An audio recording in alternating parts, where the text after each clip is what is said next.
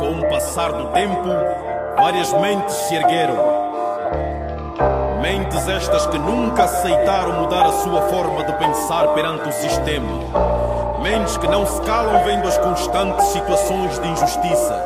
E quando pensar diferente torna-se um crime, estas mentes são vistas como mentes criminosas. Diferencial, my man Drunk Massa, Kid MC.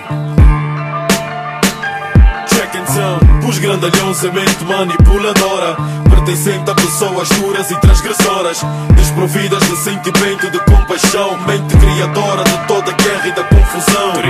Para os chefões é a mente devastadora, pertencente a pessoas duras e transgressoras, desprovidas de sentimento de compaixão, mente criadora de toda guerra e da confusão. É o tipo de mente que põe o governo preocupado. Por causa dela sou chamado inimigo do Estado, conotado, super censurado. Um minuto de simples reflexão já representa um atentado. Eles veem como uma mente invasiva, a mente que liberta mentes, por isso é que é uma mente inimiga. Não aceita discursos de mentira, não apoia por emoção. Esta é a mente que analisa, comprometida com a realidade. Nela não existe espaço para cultos da personalidade.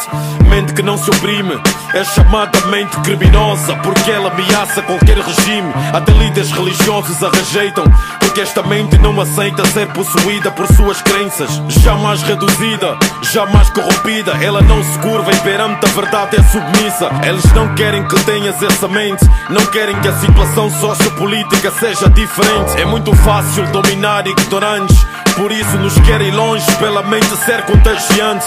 Falar para estas mentes é complicado, cada vírgula, cada ponto é cuidadosamente analisado. Por isso somos marginalizados, excluídos da sociedade e sem razão odiados. Os grandalhões é mente manipuladora, pertencente a pessoas duras e transgressoras, desprovidas de sentimento de compaixão, mente criadora de toda guerra e da confusão. Para os chefões é a mente devastadora, pertencente a pessoas duras e transgressoras, desprovidas de sentimento de compaixão, mente criadora de toda guerra e da confusão. Sou consequência do distrato, consciência sem retrato, nova versão do conto antigo, semelhante no relato. Tudo do meu jeito, minhas regras, meus padrões. Cada dia um dia, várias são as situações. Eles criaram condições para que assim se desenvolvesse. Agora faço diferente e é isso que lhes aborrece. Era suposto seguir o exemplo daqueles que eu tive como exemplo. A motherboard deu um erro e eu corri num outro tempo. Faço o que for preciso pelos meus e minha gente. Fui posto de parte porque penso diferente, formatada e moldada pela vossa tirania, desde o berço destinada a ser o que essa gente queria.